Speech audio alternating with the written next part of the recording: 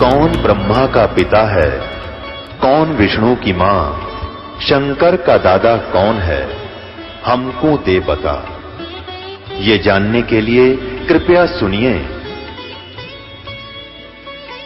जगत गुरु तत्वदर्शी संत रामपाल जी महाराज के अमृत वचन सर्व पवित्र धर्मों के पवित्र शास्त्रों के आधार पर। तो ऐसे हमारा अधूरा ज्ञान उस परमात्मा को परमात्मा स्वीकार नहीं करता। अब वो भक्तात्मा जो राधा स्वामी से उपदेश लिए हुए है असमंजस में है। कहने लगा महाराज जी, अभी तक हमने ये सृष्टि रचना नहीं सुनी थी और हमारे गुरुओं को ज्ञान होता तो जरूर बताना चाहिए था। तो 125 वर्ष हो गए इस पंथ को चलते ने, और जो भी इन्होंने ज्ञान लिया वो कबीर साहब के ही शास्त्र से प्राप्त है। कबीर साहब का शास्त्र है, उससे ही इन्होंने लिया है। और अभी तक ये नहीं बता पाए कि वो परमात्मा सतलोक में है कौन। महिमा तो सतलोक ही गाते हैं, लेकिन नाम जो दे रखे हैं, क्योंकि हमारे पास हजारों की संख्या में उधर से नाम त्याग कर यहां आए हुए हैं, उन्होंने वो 5 नाम बताए। और फिर साथ में एक और संत धन धन सतगुरु पंथ चले हुए हैं, वहां से भी हजारों की संख्या में इस सत्संग को सुनकर वापस आए हैं, और पहले भी हजारों की संख्या में आए हुए थे। तो उन्होंने भी वो 3 नाम बताए। ये तो महिमात्मक मंत्र है। जैसे पानी के 3 नाम रख ले, जल पानी नीर, अकाल मूर्त शब्द स्वरूपी राम सतपुरुष। ये उसी सतपुरुष के यानी पूर्ण ब्रह्म के कबीर साहब के उपमात्मक और पर्यायवाची शब्द है, लेकिन वो कबीर नहीं बता पाए, तो इसलिए उनके पास वो वस्तु नहीं है। अभी 3 नाम जो है ये अकाल मूर्त शब्द स्वरूपी राम सतपुरुष, ये तो उस पानी के 3 नाम समझ लो प्रभु के। वो पानी मिला कैसे? जिसकी महिमा गाई जा रही है वो जल प्राप्त कैसे हो, जो जिसको जल पानी नीर, जल पानी नीर ऐसे उसकी रट लगा रखी है, वो मिला कैसे? या तो हैंडपंप लगावे, वो हैंडपंप लगाने की विधि अलग है, तब वो जल मिले, नीर मिले, पानी मिले। और या कुआं खोदे या ट्यूबवेल लगावे, ऐसे वो जल मिले। इसी प्रकार इस सतपुरुष अकाल मूर्त शब्द स्वरूपी राम को पाने के मंत्र अलग हैं। वो 3 मंत्र हैं अलग से। उसमें प्रथम मंत्र ओम है, ओम के बाद फिर एक मंत्र और है जो परब्रह्म का मंत्र है। और अगर वो तीसरा मंत्र नहीं मिला वास्तविक मंत्र, तो ये दोनों भी व्यर्थ है। व्यर्थ का मतलब है कि पूर्ण छुटकारा नहीं हो सकता। तो ऐसे तो उस भक्तात्मा ने कहा, जी दिल तो करता है कि मैं आपकी यहां उपदेश ले लूं और वहां से निकलूं, लेकिन मेरी समस्या है। क्या समस्या है? मैंने पूछा। उस भक्त ने बताया कि मैंने हजारों की संख्या में अपने रिश्तेदारों को, गांव वालों को, नगर वालों को, जो मेरे संपर्क में आए, सत्संग कर करके और वहां राधा स्वामी पंथ से उपदेश दिलवा रखा है। अब मैं इधर आऊं तो वो मुझे धिक्कारेंगे कि हमें पहले तो तू यहां आ गया था, अब वहां चला गया। ये एक समाज बन जाता है। आप ये भी एक बाधा है इस भक्ति मार्ग में। हमने अपना फैसला स्वयं लेना होता है, और जब बात समझ में आ जाती है फिर देर नहीं करे। तो मैंने कहा कि उनको भी समझाओ और ये सत्य ज्ञान बताओ। समझाने से ही ज्ञान होता है। 1 बार, 2 बार, 3 बार, 10 बार।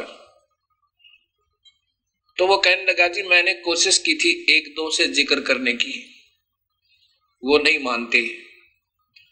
वो कहते हैं तो पहले तो ऐसे कहता था, हमें वहां ले गया, अब कहता है कि यहां वस्तु नहीं है।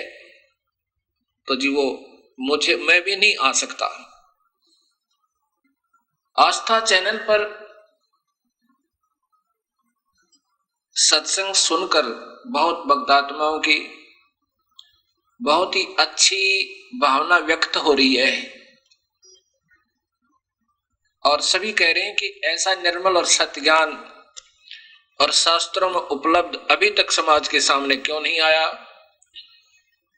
इसका कारण तो भक्तात्मा स्वयं ही फैसला करेंगे, अच्छा लगेगा। यदि ये दास ज्यादा कहेगा तो सोचेंगे कि ये निंदा ही करते रहते हैं। ये मेरा कोई शौक नहीं, क्योंकि मैं भी इसी बीमारी का मरीज था और तलाश थी ईश्वर की। अब याद आता है कि अगर ये रास्ता नहीं मिलता तो टक्कर मार कर रोना पड़ता। उस काल के लोक में असंख्यों युग हो गए हमने यहाँ पर चक्कर काटते आने, यही काल तक की पूजा करते हुए और काल ही के जाल में फंसे हुओं को। अब ये निंदा न समझे भक्तात्मा। अब जैसे जो सर्जन होते हैं, डॉक्टर होते हैं, वो मरीज के दर्द की परवाह नहीं करते कि इसको पीड़ा होएगी। मान लीजिए कई अनजान जो कंपाउंडर होते हैं, कंपाउंडर भी नहीं कह सकते हम उनको, जो इस बात से डरते हुए कि कहीं इस मरीज को दर्द हो और ये नाराज हो जावे और कल को तेरे पास ड्रेसिंग कराने ना आवे, अर्थात पट्टी ना करवावे, वो कंपाउंडर भी नहीं होते, वो लालची होते हैं, पैसों के पुजारी। वो उसका जीवन नहीं देखते मरीज का कि इसको अब थोड़ी सी पीड़ा हो जाए तो अच्छा है, ना आए तो ना सही, इलाज तो सही होगा। तो कंपाउंडर अनजान, कंपाउंडर भी नहीं कह सकते उनको, अनजान जो बिल्कुल स्वार्थी तत्व, वो डॉक्टर ही मरीज से डरेगा कि कहीं कल ना आवे और तेरी चवन्नी ना बने। और वो कहेगा, मरीज कहता है डॉक्टर जी मुझे चोट लगी है, पट्टी करना। अब वो पट्टी करता है, फिर कहता कल फिर आना या परसों आना। अब वो जाता है मरीज और कहता है डॉक्टर जी बहुत पीड़ा हो रही है, दर्द हो रहा है, इसको धीरे धीरे पट्टी को हटाना। अब वो पट्टी धीरे धीरे हटा करके और मवाद निकालना चाहे, पता तो होता है, लेकिन मरीज मर गया जी मत छेड़ो, काहे के डॉक्टर हो। तो वो बेचारा सोचे कि कल ना आवे तेरे पास ये मरीज और तेरी चवन्नी ना बने। ऐसे ही अच्छा भाई, पट्टी की और बांध दी ड्रेसिंग जा, फिर आया, फिर बांध दी, 1 महीने लटकाता रहा। जब नहीं आराम हुआ तो पहुंचा उस सर्जन के पास जो वास्तव में डॉक्टर था। वहां भी जाकर के मरीज ने कहा कि डॉक्टर जी मुझे पीड़ा बहुत हो रही है। कहा बेटा एक बार और होएगी थोड़ी सी, फिर नहीं होएगी। वो कहता नहीं जी दर्द नहीं करना, नहीं जी दर्द नहीं करना। दर्द तो बेटा एक बार थोड़ा सा होएगा और होएगा, फिर नहीं होएगा। उखाड़ के उस पट्टी को और दबा के ऐसे धीरे धीरे उसका निकाल का मवाद और फिर बांध का पट्टी भरकर दवाई जख्म के अंदर और कहता बेटा परसों फिर आना। तीसरी पट्टी में ठीक हो गया। एक बार रोया मरीज, दुख भी हुआ, दर्द भी हुआ, लेकिन डॉक्टर का शौक नहीं था उस मवाद में हाथ दसाने का या उसकी आत्मा दुखाने का, लेकिन उसका परम कर्तव्य बने था, नहीं तो टांग कट जाती उसकी अगर वो ठीक से इलाज नहीं करता। तो आज भगत समाज को ऐसे ही पट्टी की जा रही है। कोई बीड़ी पी रहा है, पीता रहे, संत जन स्वाभाविक कहते हैं ऐसा नहीं करना चाहिए। मांस खाता है, मांस खाता रहे, और शिष्यों का पूरा समूह, जन समूह उपस्थित होना चाहिए ताकि हमारी महिमा और प्रभुता बनी रहे कि बहुत ज्यादा शिष्य है। ये संत की पहचान नहीं होती कि ज्यादा ही बहुसंख्या में वहां एकत्रित हो। संत की पहचान ज्ञान से और फिर समाधान से ऐसी ही हो सकती है। अब हमने बहुत से भक्तात्मा हमारे से मिले, उनसे पूछा कि तुम पूजा भी कर रहे हो अन्य देवताओं की और गीता जी को मान रहे हो कि सर्वश्रेष्ठ शास्त्र है, आपके गुरुजी भी मानते हैं और फिर ये पूजाएं तुम्हारे गुरुजी ही बता रहे हैं और तुम कर रहे हो। तो इससे सिद्ध हुआ कि तुम आपके गुरुदेव इसलिए नहीं मना कर रहे क्योंकि कहीं तुम कल को ना आओ और वो भीड़ कम हो जावे। नहीं तो गीता में लिखा है कि भूत पूजने वाले भूत बनेंगे, श्राद्ध निकालने वाले पितर पूजने वाले पितर बन जाएंगे, वो दुख उठाओगे, 84 लाख जूनिया भोगेंगे। मना किया है गीता में, ऐसा कभी मत करना। ब्रह्मा विष्णु महेश अर्थात तीनों गुणों तक की पूजा को गीता में नकारा किया है। ब्रह्मा विष्णु महेश अनादरणीय नहीं है, आदरणीय है लेकिन पूजनीय नहीं है। जैसे वृक्ष की जड़ की पूजा की जाएगी, अक्षर पुरुष एक पेड़ है, निरंजन वा की डार और तीनों देवा शाखा है, ये पात रूप संसार। शाखा को नहीं बीजा जाता, शाखा को मिट्टी में नहीं दबाया जाता, मिट्टी में जड़ दबाई जाती है और जड़ में ही पानी डाला जाता है, खाद डाला जाता है, अर्थात पूजा की जाती है। उससे फिर टहनियां प्रफुल्लित होकर के उसमें फल लगते हैं। ऐसे ही मूल परमात्मा कबीर साहब की पूजा करके हम इन ब्रह्मा विष्णु महेश से लाभ लेंगे। हम पूजा उल्टे तरीके से कर रहे थे, अब अनादरणीय नहीं है क्योंकि हमें लाभ इन्हीं से मिलेगा। कब मिलेगा? जब हम पूर्ण परमात्मा कबीर साहब की पूजा करेंगे पूरे संत का नाम लेकर। ऐसे अब जब एक बार तो भगत समाज को दर्द जरूर होगा कि ये महाराज जी सबके ही नशे पकड़ रहे हैं, सबको छोटा बता रहे हैं, घटिया बता रहे हैं। घटिया तो बिल्कुल कोई शब्द भी प्रयोग नहीं करूंगा, शास्त्रों में जो लिखा वो अवश्य बताना चाहूंगा। दर्द होगा 1000 व्यक्तियों को जो नकली मार्गदर्शन करके और अपने गुरु पद को प्राप्त करके स्वयं भी नरक में जाने की तैयारी और काल ही के जाल में रहेंगे और अनुयायी बना रखे। दुख तो होगा उनको 1000 को और कल्याण होगा करोड़ों का। इसलिए ये दास का शौक नहीं, मजबूरी बन गई, क्योंकि मैं इस मार्ग का सर्जन बन गया। मेरे गुरुदेव की कृपा से अपने कबीर परमात्मा की रजात है।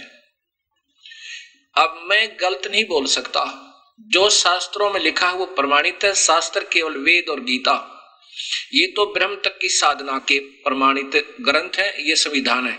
इससे अलग कोई संत नाम देता है, कोई मंत्र देता है, ओम नाम से अलग कोई मंत्र देता है, वो मंत्र नहीं है। चाहे वो ओम भागवते वासुदेव नमः है, चाहे वो ओम नमः शिवाय है, चाहे वो कोई भी दे रहा है, केवल ओम मंत्र ब्रह्म साधना का सर्वोत्तम मंत्र है। इसके बाद परब्रह्म की साधना का एक और मंत्र है। ये दोनों ही मंत्र मिलके सत नाम बनता है और उनसे ऊपर एक मंत्र पूर्ण ब्रह्म की प्राप्ति का है।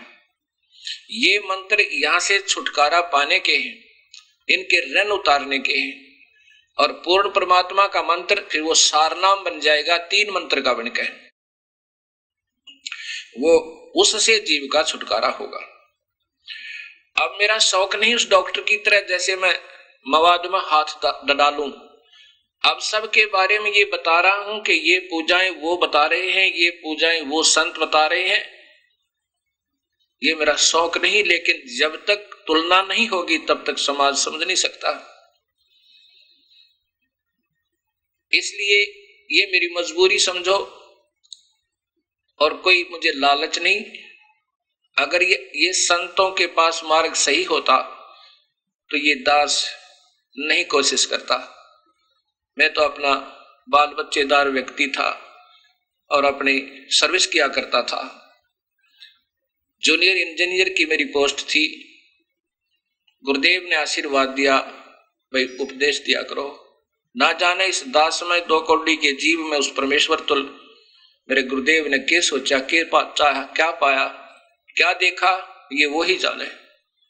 ये भी हो सकता है गुरु मेहर करे तो काग से हंस बना दे, हम कौवे से हंस बना दिए उन्होंने, और आज भी उन्हीं की रजा चल रही है। तो ये आदेश दे दिया उपदेश देने का। उपदेश देना कोई बच्चों का खेल नहीं है, ये एक जीवन के साथ सौदा खिलवाड़ करना है।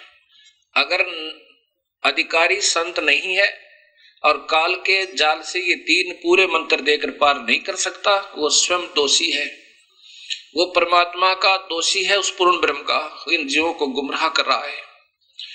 यहाँ एक भक्त कहता है जी ऐसा तो नहीं, ये संत भी कुछ तो मार्गदर्शन कर ही रहे हैं, भक्ति भाव तो पैदा कर ही रहे हैं।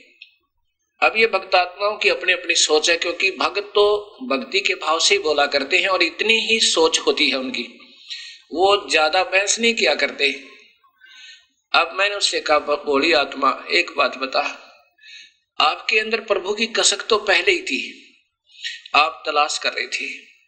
अब आप दिल्ली रेलवे स्टेशन पर खड़े हो, आपने जाना है कलकत्ता और टिकट भी बुक करा रखी है, टिकट आपके पास है। आपने किसी व्यक्ति से पूछा कि मैंने कलकत्ता वाली गाड़ी में बैठना, वो कौन से प्लेटफार्म पर लगेगी? उसने कह दिया कि सामने कलकत्ते वाली गाड़ी खड़ी है। आप निश्चिंत होकर क्या करोगे, उसमें बैठ गए। गाड़ी रवाना हुई और जब जालिए श्रीनगर के पास, तब किसी ने आपसे पूछा कि कहां जा रहे हो आप कह रहे हो कि मैं तो कलकत्ता जा रहा हूं। तो उन्होंने कहा कलकत्ता कहां से आए हो? कि दिल्ली से बैठा था गाड़ी में, ये तो कलकत्ता वाली ट्रेन नहीं है। नहीं कलकत्ता जा रही है, टिकट ले रखा मैंने। अरे नादान, ये तो श्रीनगर जा रही है। एक से विश्वास नहीं हुआ, दूसरे से पूछा, तीसरे से पूछा, तब यकीन हुआ कि तू गलत गाड़ी में बैठ गया। तो यहां वो भक्त कह रहा था कि संत तो सभी आदरणीय ही हैं, कुछ तो मार्गदर्शन किया ही है, उनका भी सत्कार चाहिए।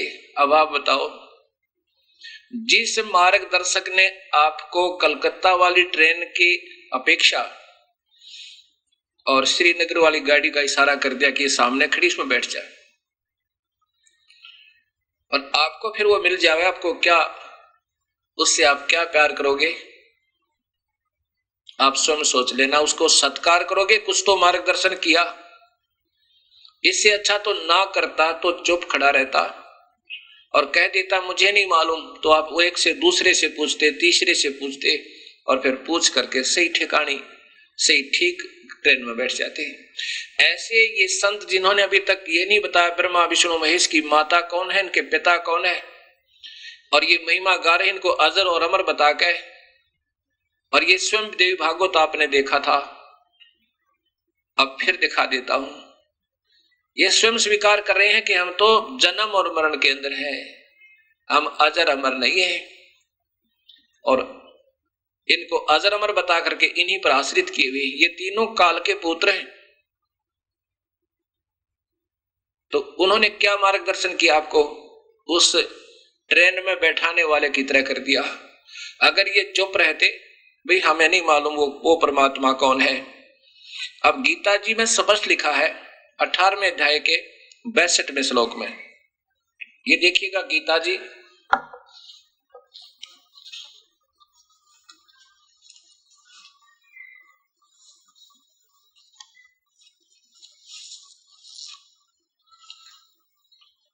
गीता प्रेस गोरखपुर से प्रकाशित 18वें अध्याय का 62वां श्लोक देखिए, अध्याय नंबर 18, और इसमें 62वें श्लोक में लिखा है कि भगवान कह रहे हैं कि उस परमात्मा की शरण में जा अर्जुन। ये 62वां श्लोक है। हे भारत, सब प्रकार से उस परमेश्वर की शरण में जा, उस परमात्मा की कृपा से ही तू परम शांति को और सनातन परम धाम को प्राप्त होगा। देखो यहां संस्कार देखिएगा, शाश्वतम शाश्वतम स्थानम। शाश्वतम का अर्थ होता है अविनाशी, स्थान माने धाम, ये धाम सतलोक, धाम कहो लोक को, शाश्वत माने सत्य और स्थान माने लोक, धाम, सतलोक को प्राप्त होगा। वो परमात्मा है कौन, इनको मालूम नहीं। अब फिर देखिएगा, ये देवी भागवत महापुराण श्री गीता प्रेस गोरखपुर से प्रकाशित। इसी में आप वही फिर देखेंगे कि ब्रह्मा विष्णु महेश स्वयं कह रहे हैं कि हम तो जन्म मरण के अंदर हैं, मां हम अविनाशी नहीं है। गीता प्रेस गोरखपुर से प्रकाशित। और इसके तीसरे स्कंद में, जैसा कि कल आपने पहले भी दिखाया था मैंने, अब फिर जरूरी होगा क्योंकि ये सत्संग धीरे धीरे चल रहा होता है, कोई कभी देख रहा होता है, कभी कोई सुन रहा होता है। ये देखिएगा तीसरा स्कंद। अब यहां देखिएगा कि विष्णु जी कह रहे हैं प्रकृति देवी माता को, तुम शुद्ध स्वरूपा हो, यह संसार तुम्हारे ही से, तुम ही से उद्भासित हो रहा है। मैं विष्णु और ब्रह्मा और शंकर, मैं ब्रह्मा और शंकर हम सभी तुम्हारी कृपा से विद्यमान हैं, अर्थात हम आपके बच्चे हैं। हमारा आविर्भाव और तिरोभाव हुआ करता है। आविर्भाव का मतलब है जन्म और तिरोभाव माने मृत्यु, और केवल तुम ही नित्य हो, अविनाशी हो। प्रकृति, हे जगत जननी हो, तुम प्रकृति हो, सनाती देवी, सनातन देवी हो। ये भी देख लो, ये प्रकृति यही शेरा वाली 8 भुजा वाली शक्ति है। इसी में, इसी के अंदर देवी भागवत में आप पढ़ रहे हैं, ये ऊपर देखिए 123 पृष्ठ है, वो 123 पर ही आप पढ़ाइए, दूसरा साथ में, ये यही था साथ में। इसके ऊपर 2 पार्ट है। इस 123 पृष्ठ पे तीसरे संगंध में भगवान शंकर बोले, देवी यदि महाभाग विष्णु तुम ही से प्रकट हुए हैं तो उनके बाद उत्पन्न होने वाले ब्रह्मा भी तुम्हारे बालक हुए। फिर मैं तमोगणी लीला करने वाला शंकर क्या तुम्हारी संतान नहीं हुआ? अर्थात मुझे भी उत्पन्न करने वाली तुम ही हो। इस प्रकृति से ब्रह्मा विष्णु और शिव तीनों का जन्म हुआ। ये प्रकृति देवी है भी कहलाती है, अष्टंगी भी कहलाती है। अब ये संस्कृत सहित देवी भागवत महापुराण फिर देखिएगा, ये देवी भागवतम भाषा सटीकम, ये और इनके लेखक हैं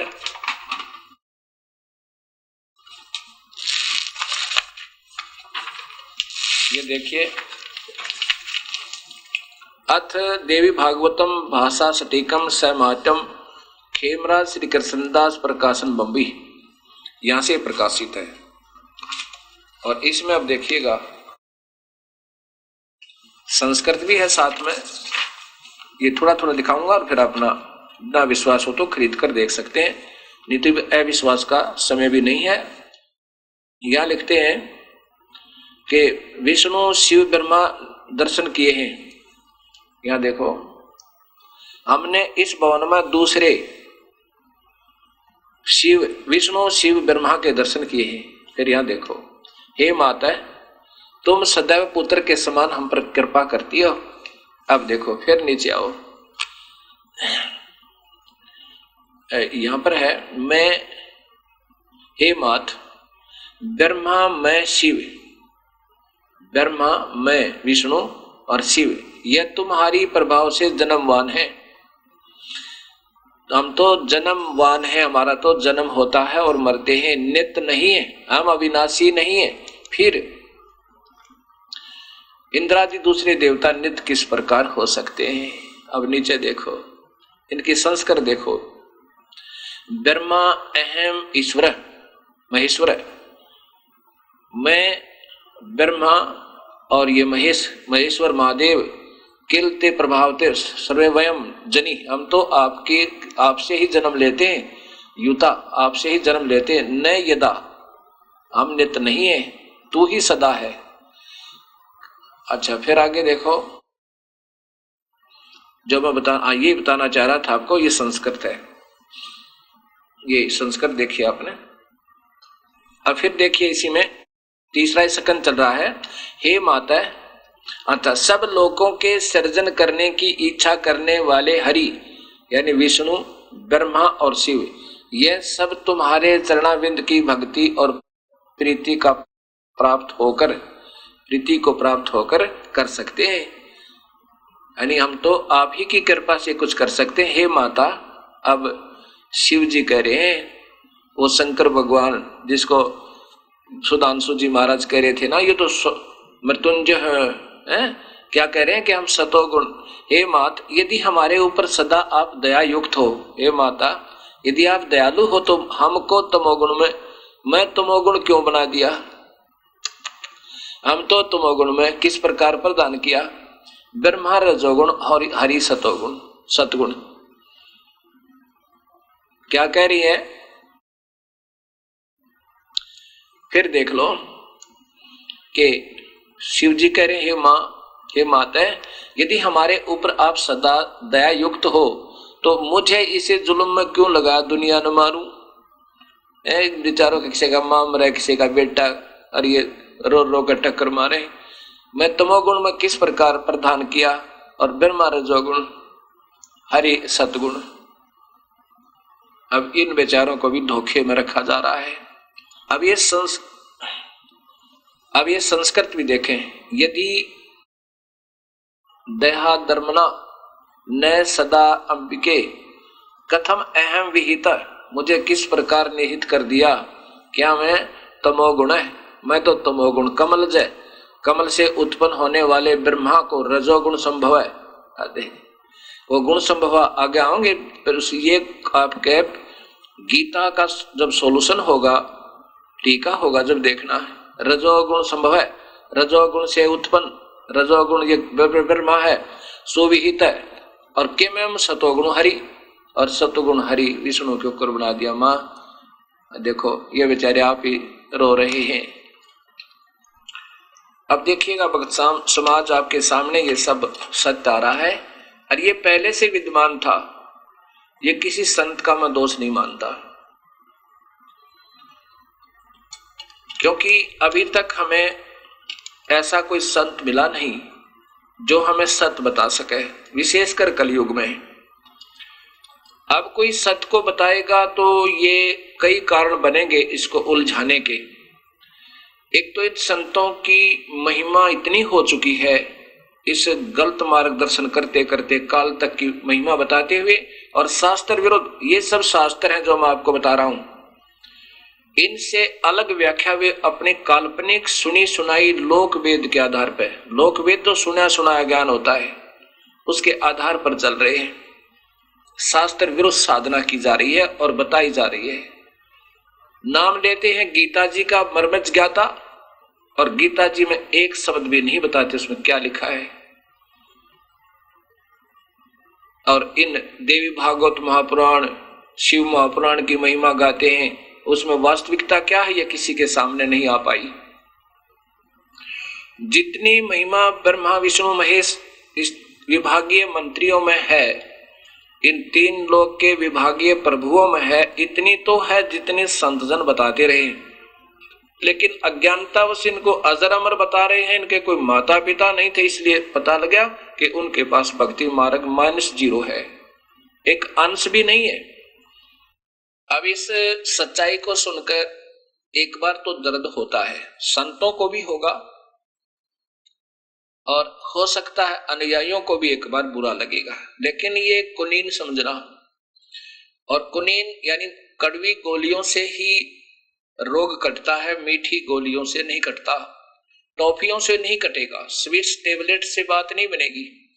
ये तो कड़वी कड़वी सत्य सुनना होगा समाज को भी और संतों को भी। ये नहीं मैं कह रहा ये कबीर पंथ में भी मार्ग नहीं है, और कबीर पंथ के अनुयायी जितने भी गरीबदास जी महाराज का, गीसा संत जियों का, दादू जी का, उनमें ये 3 मंत्र का जाप और ये विधिवत साधना नहीं है, अपने अपनी साधना दे रहे हैं। ये तो मेरे गुरुदेव जी ने मेरे पे कृपा की, ना जाने इस अनमोल भंडार को कहां छुपाए हुए थे। 116 वर्ष की आयु हो चुकी थी जब उन्होंने यहां से अपना सतलोक गमन किया, और ये दास उनसे केवल 7-8 वर्ष सतलोक जाने से पहले सन 1988 में इस दास ने नाम लिया था। 17 फरवरी 1988 और 1994 में इस दास के ऊपर वजन रख दिया, नाम देने का आदेश दे दिया, जबकि लाखों शिष्य थे उनके, किसी से नहीं दिया उनको नाम देने का आदेश। और सन 1997 में 26 जनवरी 1997 में सतलोक चले गए। नाम देने का आदेश देकर 3 वर्ष फिर लगभग इस दास के साथ रहे, 94, 95 और 96। और जब देख लिया कि हजारों की संख्या में शिष्य बन गए हैं, और उन्होंने कह दिया था उन प्रेजेंट उस समय के जितने भी शिष्य गुरुदेव के थे, मेरे गुरु भाई बहन थे, उन सब से कहा था, कम से कम सैकड़ों की संख्या में वहां उपस्थित भक्तात्मा थी, कि आज के बाद ये तुम्हारा सबका गुरु होगा, और जो इसको नहीं मानेगा तो वो मेरा नहीं होगा। और मुझे कहा था कि मैं तेरे साथ रहूंगा। और इस दास के सिर पे हाथ रख के कहा कि मैं सदा तेरे साथ रहूंगा। उसमें उनकी आयु लगभग 112-13 साल की थी, वर्ष की थी। अब उनकी रजा से ये दास के ऊपर रजा हुई इस अनमोल मार्ग का मार्गदर्शन करने के लिए। अब ये नाम देना कोई बच्चों का खेल नहीं है। अपने सिर पर वजन धरना, इन एक अनमोल जीवन को बर्बाद कर देना, सतमार्ग ना बता करके, इससे बड़ा दोषी इस पृथ्वी पर कोई नहीं है। और फिर उसको बाहर फेंक दिया जाएगा, बिल्कुल शुद्ध घी हो जाएगा, फिर उसमें कोई कमी नहीं रहेगी। ऐसे ही राधा स्वामी के बारे में मैंने आस्था के ऊपर एक टिप्पणी की थी। टिप्पणी तो दास नहीं कर सकता, मैं तो इन संतों की धूल हूं, चरणों का जूता समझो मुझे इनका। लेकिन मैं भी प्यासा था, और कुएं पर जाते थे, वहां पानी नहीं मिल रहा था, क्योंकि प्यास बुझ नहीं रही थी, आत्मा तसल्ली नहीं पा रही थी। इसलिए जब हमें पानी मिला और पिया, पता चला कि ये तो वास्तव में बात तो कहीं और है, तब ये थोड़ा सा कहना मजबूरी बन गई मेरी। तो मैं केवल शास्त्रों के आधार पर, प्रमाणित ग्रंथों के आधार पर ही बताता हूं, जो उन संतों और पंथों के अंदर प्रचलित है। तो मैंने उनको जब दिखाया था कि राधा स्वामी पंथ उस परम संत का चलाया हुआ नहीं है जिसको ये मुखिया माना जाता है, श्री शिवदयाल जी। इन्होंने स्वयं कहा है कि ये राधा स्वामी पंथ मेरा नहीं है, मेरा पंथ तो अनामी और सतनाम का है। तो फिर ये राधा स्वामी पंथ तो चलना ही नहीं चाहिए था। जब कुल मालिक इस पंथ का कह रहा है कि मेरा पंथ नहीं है, तो यही सोच लेना, इससे आगे बाद में चलना चाहिए समाज को। तब एक भक्त राधा स्वामी पंथ से उपदेशी इस दास को मिला और मुझे ये पुस्तक दिखाई। कहने लगे, जी आपने जो पुस्तक दिखाई है, और वही श्री सोंधी जी की लिखी हुई सारवचन राधा स्वामी सत्संग व्यास, ये मेरे पास है। इसमें तो कहीं नहीं पाई वो जो आपने दिखाई थी। क्या दिखाई थी कि ये देखो, सारवचन राधा स्वामी पूर्ण परम पुरुष पूर्ण धनी स्वामी जी महाराज के जबाने मुबारक से फरमाया। शिवदयाल जी ने जिनको इस राधा स्वामी धर्म का, यानी धर्म तो नहीं, पंथ का प्रवर्तक माना जाता है, उसके मुख से राधा स्वामी सत्संग व्यास से निकले हुए वचन है। उन्होंने अपना बताया कि मैं बचपन से ही, महाराज जी अपने ऐसे 17 वर्ष तक सुरत शब्द अभ्यास किया, योग अभ्यास किया, और सन 1861 में सत्संग वसंत पंचमी के दिन खुले तौर पर आम सत्संग तुरंत शब्द योग का उपदेश शुरू कर दिया। उसके बाद यहां देखिएगा, उन्होंने अपने मुख से ये कहा, ये हैं हजूर स्वामी जी महाराज, ये हैं आदरणीय परम आदरणीय हजूर जी महाराज शिवदयाल जी महाराज।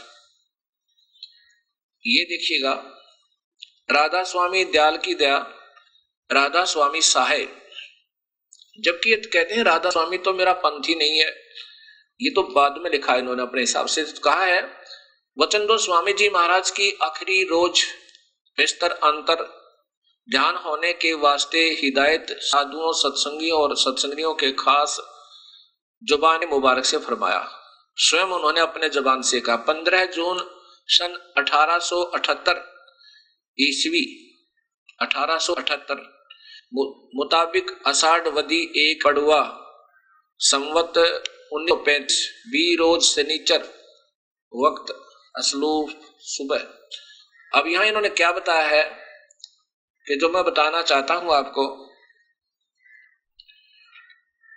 वचन नंबर 5 में फिर स्वामी जी महाराज ने राय साहेब सालिग्राम और कुल साधुओं सत्संगियों व सत्संगियों की तरफ मुतवज्ज होकर फरमाया कि जैसा मुझको समझते हो वैसा ही अब राधा जी को, ये देखना, ये राधा जी स्वामी जी की धर्म पत्नी थी, उनका नाम नारायणी देवी था, को समझना और राधा जी और छोटी माता जी को भी बराबर जाना। अब देख लेना, ये राधा तो इनकी पत्नी थी और ये राधा स्वामी यानी इनके पति हुए। बाद में सालिग्राम जी ने अलग से ये राधा स्वामी पंथ बना दिया कि मर्जी के खिलाफ, क्योंकि ये तो कह रहे हैं कि मेरा तो राधा स्वामी पंथ था ही नहीं। और सालिग्राम जी नारायणी देवी माता को शिवदयाल जी की परम आदरणीय शिवदयाल जी की धर्म पत्नी थी, उनको राधा कहा करते थे, इनको श्री कृष्ण माना करते थे। इसलिए राधा स्वामी कहने लगे शिवदयाल जी को कि राधा पति, स्वामी माने पति, मालिक, खशम, ये शब्द का अर्थ होता है। तो राधा व नारायणी देवी को राधा कहने लगे और स्वामी जी को स्वामी, उनका पति राधा स्वामी यानी शिवदयाल जी को राधा स्वामी स्वयं कहा करते थे। अब वो राधा उनकी पत्नी थी। सालिग्राम जी ने आगे चलकर उनके ना चाहते हुए राधा स्वामी पंथ आरंभ कर दिया, नाम बदल दिए, क्योंकि ये स्वयं कह रहे हैं कि मेरा तो सतनाम और अनामी तक का मार्ग है, ये सालिग्राम ने चला है, ये राधा स्वामी पंथ। अब कोई कहे कि मैंने तो बगीचा बीज रखा आम का और ये बबूल बीज दी दूसरे ने, बीज ही रहेगा पर बबूल का तो लाभ होगा, आम का नहीं होगा। इस बात को जो मैंने पहले भी चैनल आस्था टीवी पर दिया था, तो सुनकर ये भक्त बड़ा विनम्र भाव से आया कि देखो जी ऐसा है, ठीक है, इसमें तो कोई शक है नहीं कि आपने वो पुस्तक दिखाई, अवश्य ही होगी, पर मेरे पास नहीं है, मैं भी बहुत वर्षों से राधा स्वामी पंथ से हूं और मैंने ये पुस्तक ले रखी है, इसमें नहीं पाया मुझे। वही है जो कि तुम आप बता रहे हो और वही इसका प्रकाशक है ML सोंधी, SL सोंधी, ये देखो वही सेक्रेटरी है।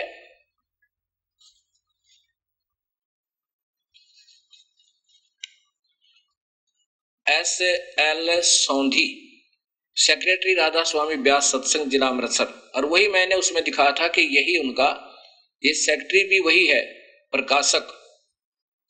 तो ये भिन्नता कैसे, ये भी बताऊंगा भिन्नता कैसे है।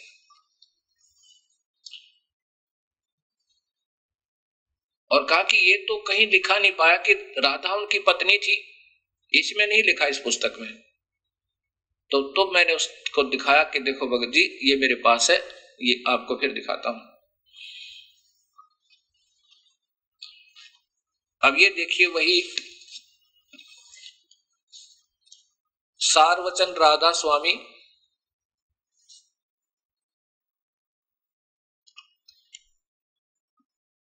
श्री हजूर स्वामी महाराज, राधा स्वामी सत्संग व्यास, और इसके भी प्रकाशक वही ML सोंधी, SL सोंधी ही है।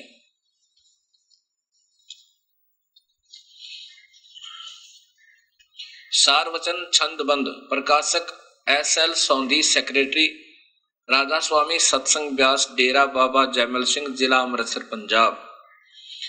अब इसी में यही वचन ज्यों के त्यों है और ये साथ में एक उर्दू में छपी हुई पुस्तक है, उससे हमने फोटो स्टेट करवा रखा है, ये आती तो थी नहीं, हमने किसी से फोटो वो करवाया इसका सलाह, तो ये ऐसा ही मिला। ये देखिएगा नीचे, ये उर्दू पढ़ने वाले समझ सकते हैं इसमें क्या लिखा है। इसमें क्या लिखा है ये अभी बताऊंगा, हिंदी में पढ़कर बताऊंगा आपको। ये उसी सार वचन वाली ही प्रश्न नंबर 8 से है। इसमें देखिएगा भक्त समाज, ये सार वचन वचन आखिरी, ये जो पुस्तक मैं आपको दिखा रहा हूं अब उसके अंदर पढ़िए। वचन जो श्री स्वामी जी महाराज ने आखिरी रोज पेशतर अंतर्ध्यान होने के वास्ते हिदायत साधु सत्संगियों और सत्संगनों के खास जुबाने मुबारक खास जुबान मुबारक से फरमाया, यानी स्वयं ही अपनी जुबान से कहा। क्या क्या? तारीख 15 जून 1878 मुताबिक अषाढ़ वदी पड़वा एकम संवत 1935 बीरोज शनिचर वक्त असल सभा है। अब क्या है आगे कि ये सारा कुछ वही बता रहा हूं जो मैंने आपको, ये देखियो नीचे। वक्त 8 बजे सुबह श्री स्वामी जी महाराज ने फरमाया कि अब चलने की तैयारी है। इसके बाद महाराज जी ने सूरज चढ़ाई और सब भास खींच लिया। सिर्फ सफेद डेले आंखों के नजर पड़ते थे और बदन कांपने लगा। नाखून हाथों व पैरों के पीले हो गए थे। फिर पाव घंटे बाद सूरज उतरी और उस वक्त यह फरमाया कि अब मौज फिर गई, अभी देर है। तब सेठ प्रताप सिंह ने पूछा कब की मौज है? उस पर फरमाया कि बाद दोपहर के। अब यहां बताओ, बाद दोपहर सब इकट्ठे हो गए। ये 5वां, फिर देखो वही सारवचन 5वां। फिर स्वामी जी महाराज ने राय साहिब सालग्राम और कुल साधुओं व सत्संगियों की तरफ मुतवज्ज होकर फरमाया कि जैसे मुझको समझते हो ऐसे ही अब राधा जी को समझना और राधा जी और छोटी माता जी को बराबर जानना। अब स्वयं कह रहे हैं कि राधा जी कोई स्त्री है और जो इनकी अपनी पत्नी है।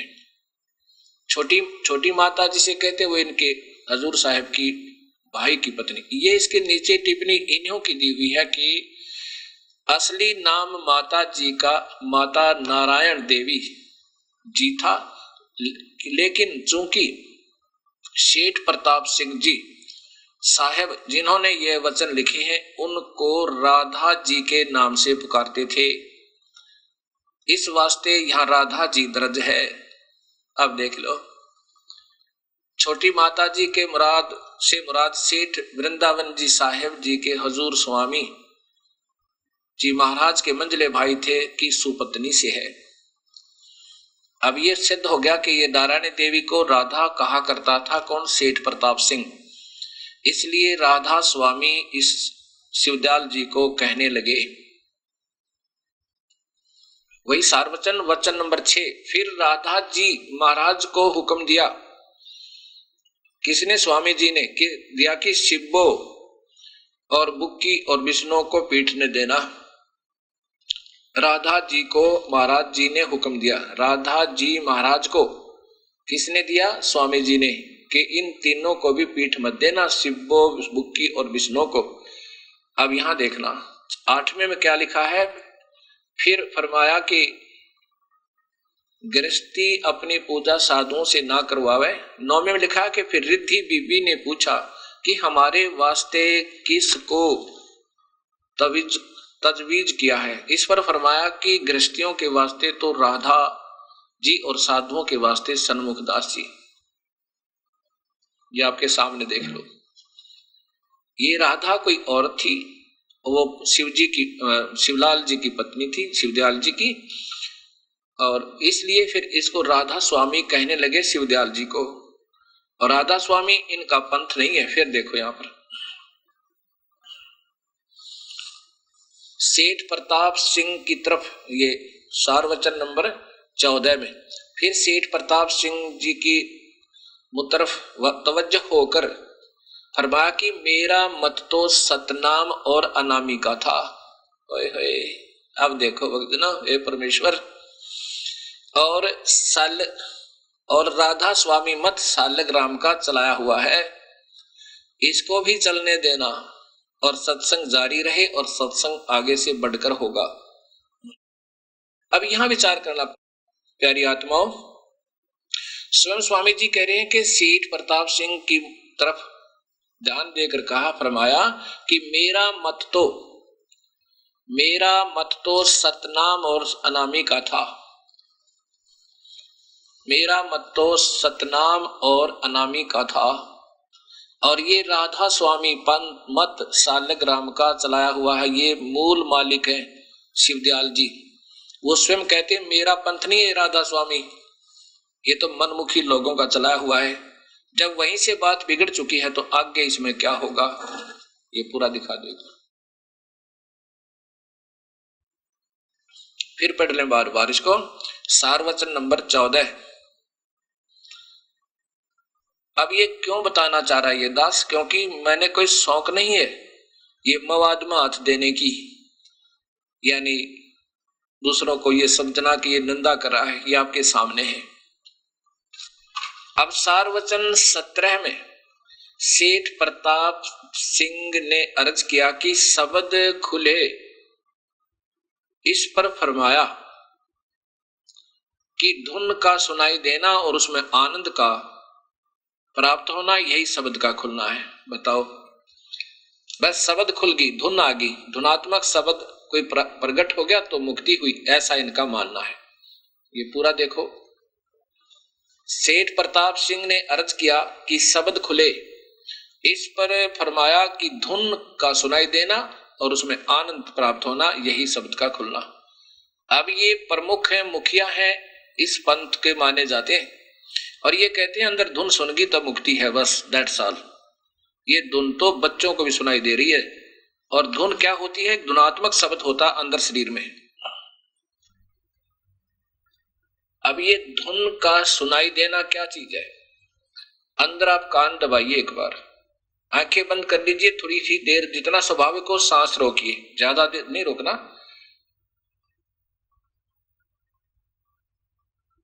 अंदर आवाजें सुनाई देंगी, छोटी छोटी, जैसे झींगा शब्द होता है, झींगा एक पक्षी जीव होता है खेतों में, सुनसान में, ऐसी आवाज आती है, और उसके बाद छोटी छोटी घंटियां सी आवाज आती है। ये 10-12 प्रकार की आवाजें अंदर से आती हैं। ये तो स्वाभाविक आवाजें हैं, ये तो हर इंसान छोटी मोटी जो साधना तपस्या करेगा उसको भी सुनाई देनी। किसी भी मंत्र का जाप कर रहा और ध्यान काफी देर तक मेडिटेशन करके ऐसे अभ्यास कर रहा, उसको भी सुनाई देना आराम हो जाएगा, कोई बड़ी बात नहीं। इसके बाद एक धुनात्मक शब्द होता है। धुनात्मक शब्द क्या चीज है, जैसे ढोल और एक डंडा होता है उसके बजाने का, एक ढोल होता है, एक उसको बजाने का बिल्कुल सही हिसाब का बना हुआ डंडा होता है, गोल गोल सा मुड़ा हुआ सा। अब उसको डंडे को उस ढोल पर लगाया जाएगा तो वास्तविक धुन होगी,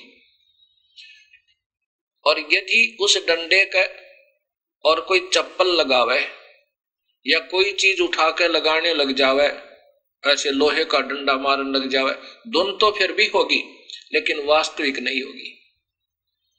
धुन नाम से प्रकट होगी। जैसे ढोल का डंडा लगा वो विधिवत लगेगा, सही तो सही धुन होगी, और गलत डंडा लगेगा तो गलत धुन होगी, जो साजबाज में मिलेगी नहीं। साजबाज में मिलाने के लिए वास्तविक ही डंडा चाहिए जो ढोल के लगाया जाता है, और फिर बजाने वाला अभ्यास हो उसका सही, तो वो धुन सही होगी। ऐसे ही जिन संतों ने नाम गलत जाप किए उनसे भी धुन खुला, लेकिन वो नहीं खुला जो वास्तविक खुलना चाहिए था, क्योंकि पता चला कि वो 5 नाम देते हैं, और उन 5 नामों के बारे में कबीर साहब ने कहा ये तो इस काया और शरीर में ही उलझे रहे, इसी में 5 मंडल काल ने उलझा रखे। वो 5 मंडल इसी एक ब्रह्मांड में फंसे रहने के वो 5 नाम अभी दिखाता हूं आपको। पहले इसी पुस्तक को फारी करता हूं, राधा स्वामी दयाल की दया, राधा स्वामी साहेब, वही पुस्तक है, छंद बंद राधा स्वामी सत्संग, ये राधा स्वामी सत्संग व्यास से, और इसी में जिसमें हजूर साहब की जो बातें लिखी, इसी में फिर आगे ये छंद बना लिए स्वयं इन्होंने, राधा स्वामी दयाल की दया राधा स्वामी सहाय। अब क्या राधा स्वामी नाम जो गावे, अब नाम गाने लगे राधा स्वामी, जैसे राधे श्याम वास्तविक नाम ओम तो छोड़ दिया, वो राधे श्याम हो गया। ऐसे ही वो वास्तविक सतनाम तो छोड़ दिया राधा स्वामी पंथ में। कुछ तो यही मंत्र देते हैं, इसको सार नाम कहते हैं। जो मेरे पास हजारों की संख्या भक्त आए हैं, उन्होंने बताया कि ये नाम, यहाँ हरियाणा में एक संत है, वो यही देता है, बस कहता है ये नामों 5 भी छोड़ दो। अब राधा स्वामी नाम जो गावे सोई तरे, कल कले सब नाश सुख पावे सब दुख हरे। ये अपनी बनाई हुई कविताएं हैं आने वाले भक्तों की। उस पुण्यात्मा शिवदयाल जी का नहीं है ये। कई भक्तात्मा जिन्होंने राधा स्वामी पंथ से आगरा और व्यास से नाम लिए हुए हैं, वो हमारे पास आए हुए हैं। उन्होंने दोबारा उपदेश लिया इस दास से। उन्होंने बताया कि ये 5 नाम ये गुप्त रखने को बताया था कि किसी को नहीं बताना। तो मैंने कहा कि वैद के पास जावे तो वैद को वो दवाई दिखा दे, मैं पहले जो गोलियां खाता था वो वैद ही बता सका ये किस बीमारी की है। ये ठीक है तो ठीक है, खाते रहो और ढंग से खाना, उसको सच बताएगा, डॉक्टर गलत नहीं बताता। तो मैंने उनसे कहा कि आपने वो बताइए कौन से उपदेश ले रखे थे। तब उन्होंने बताया कि ये नाम थे। तब मैंने उनको ये शब्द दिखाया कि कबीर साहब के शब्द से इन्होंने ये 5 नाम निकाले हुए, और 5वां शक्ति का नाम है, उस माया का शक्ति नाम है, उसकी जगह इन्होंने सतनाम फिट कर लिया। क्या लिखा है कबीर साहब का शब्द है, संतो शब्द है शब्द बखाना, और शब्द फांस फंसा सब कोई वो शब्द नहीं पहचाना। शब्द नाम को भी कहते हैं और शब्द धुनात्मक भी होता है। अब जैसे कहा कि प्रथम ब्रह्म स्वयं इच्छा से 5 शब्द उचारा, ब्रह्म ने ये 5 शब्द इस जीव को धोखा देने के लिए उच्चारण किए।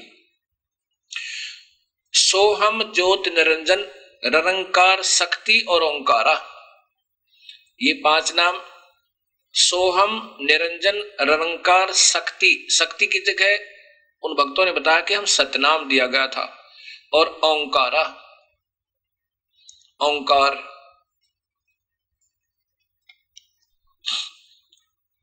अब क्या बताते हैं कि 5 तत्व प्रकृति तीनों गुण उपजाया, लोक दीप 4 खाने ये 84 लाख बनाया। इस काल ने इस जीव को यूं धोखा दिया। शब्द काल कलंदर कहिए शब्द भ्रम भुलाया, काल के भी मंत्र है, शब्द है, नाम है, और काल की भी धुनात्मक शब्द है। और 5 शब्द की आशा में ये सर्वस्व मोल गंवाया। कबीर साहब की वाणी सुना रहा हूं आपको। शब्द ब्रह्म प्रकाश बैठ के बैठे मुंदे द्वारा, शब्द निर्गुण शब्द सरगुण शब्द वेद पुकारा। शब्द ने भी, वेद ने भी नाम का ही आधार बताया, लेकिन अधूरा बताया, केवल ओम नाम, उसके बाद गुप्त कर दिए। जैसे गीता जी के 17वें अध्याय के 23वें श्लोक में ओम तत्सत, ओम तो सीधा ठीक है, तत्सत ये संकेतिक नाम गुप्त कोड वर्ड बता दिए। वो फिर वो पूरा संत बताएगा, जो गीता जी के 4थे अध्याय के 34वें श्लोक में भगवान कह रहे हैं कि उन संतों ने ढूंढ ले अर्जुन जो इस तत्व वेद के जानने वाला हो, और उसी से उपदेश लेकर बेड़ा पार करवा। 5 शब्द 5 है मुद्रा काया बीच ठिकाना,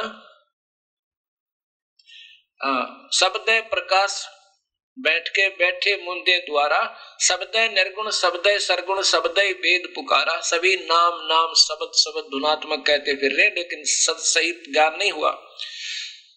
शुद्ध ब्रह्म काया के भीतर बैठ करे अस्थाना, और ज्ञानी योगी और सिद्ध सभी शब्द में उड़ जाना। इस धुनात्मक के आनंद में उलझे पड़े हैं। 5 शब्द 5 है मुद्रा, 5 ही ये मंत्र है इस एक ही ब्रह्मांड में उलझाए रखने के लिए। ये 5 मंडलों में इनको उलझाए रखते हैं। कौन कौन से मंडल हैं? एक तो इंद्र का लोक, फिर ब्रह्मा का लोक, विष्णु का लोक, शिव का लोक। इंद्र का लोक, ब्रह्मा का, विष्णु का, शिव का। और इस काल ने एक और जाल बना रखा हर ब्रह्मांड के अंदर, एक नकली सतलोक, अलखलोक, अवनामी लोक भी बना रखे। नकली उसको सतलोक कहता है, ये जिसको ब्रह्मलोक कहा है। ब्रह्मलोक के कोने में महासुरग बना हुआ, ये 5वां मंडल है। 5 शब्द 5 है मुद्रा, ये काया बीच ठिकाना इसी शरीर के अंदर ही है।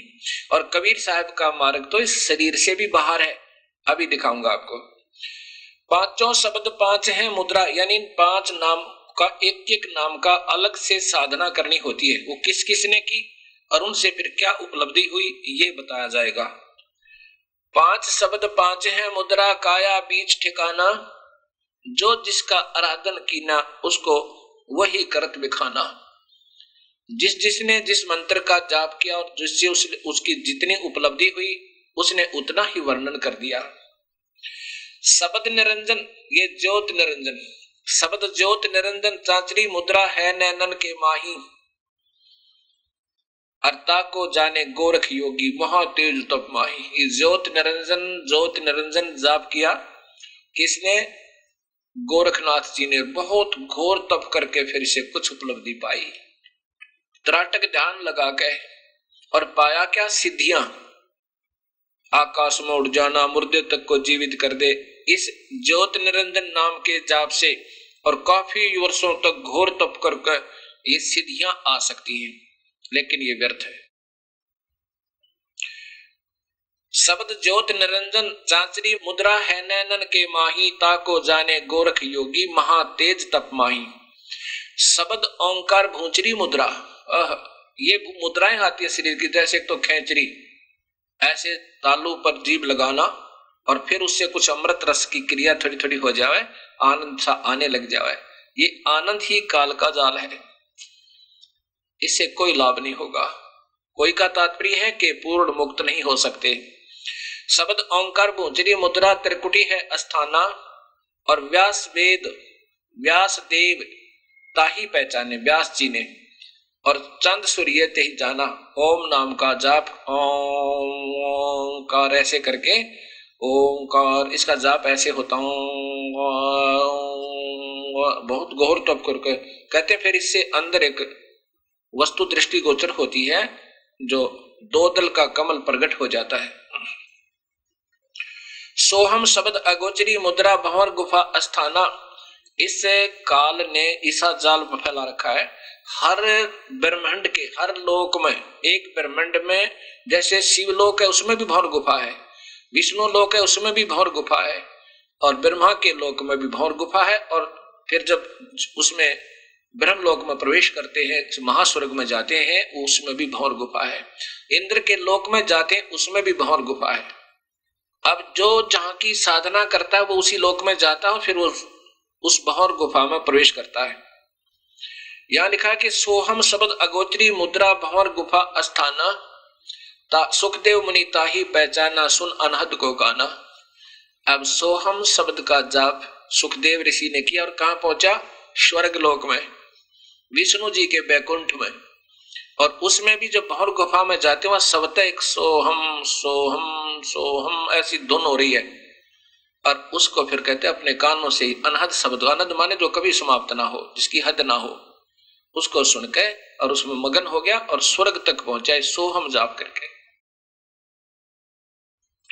शब्द रंकार खेचरी मुद्रा 10वें द्वार ठिकाना, ब्रह्मा विष्णु आदि लग रंकार पहचाना।